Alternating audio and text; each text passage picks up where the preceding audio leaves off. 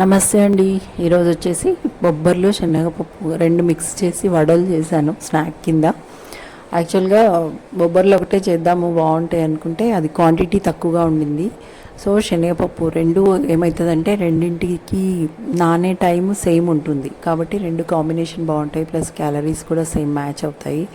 And కాలేటప్పుడు కూడా రెండు బాగా సేమ్ ఈక్వల్ టైంలో కాలుతాయి. అండ్ దీనికి వచ్చేసి కొంచెం కొత్తిమీర, కరివేపాకు, అల్లం, పచ్చిమిర్చి, జీలకర్ర అండ్ కొంచెం మసాలా పౌడర్ వేసుకుంటారండి. బొబ్బర్లకి మసాలా పౌడర్ వేస్తే టేస్ట్ బాగుంటుంది. పచ్చిమిర్చి కూడా కచ్చా పచ్చాగా చేసుకోవచ్చు. నేనైతే మొత్తం మిక్సీలో కలిపేసాను. బాగుంటుంది టేస్ట్.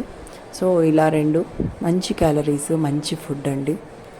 అండ్ పిల్లలకి ఈ మామూలు అన్ని ఏజెస్ వాళ్ళకి కూడా కొంచెం బ్యాక్ పెయిన్, కాల్షియం తక్కువగా ఉంది అనుకుంటే, ఎనర్జీ లెవెల్స్ కావాలనుకున్నప్పుడు మాత్రం ఈ డైట్ తీసుకోండి.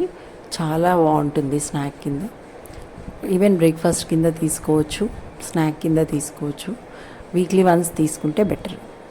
సో ఇది వచ్చేసి మిక్సీ పట్టేసేసుకొని కచ్చా పచ్చాగా చేసి పెట్టాను. దీన్ని డీప్ ఫ్రై చేసుకోవాలి ఆయిల్లో వేసేసి.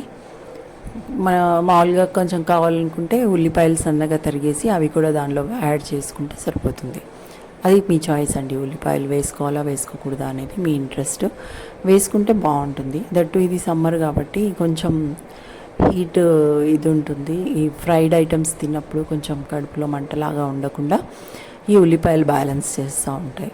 సో ఇలా డీప్ ఫ్రై చేసేసి పక్కన పెట్టేసాను. దీనికి ఎక్కువ టైం కూడా పట్టదండి, తొందర కాలిపోతాయి. సో ఇక్కడికి నేను రెండు మిక్స్ చేసి పెడితే కూడా మా పిల్లలకి క్వాంటిటీ సరిపోలేదు. అమ్మ ఇంకొంచెం చేయాల్సింది కదా అని. అందుకే అట్లా ఓన్లీ బొబ్బర్లతో చేసింటే అసలు సరిపోయి ఉండేది కాదు. గుగ్గిళ్ళు అయితే ఇంక అసలు సరిపోయేవి కావు. కొంచెం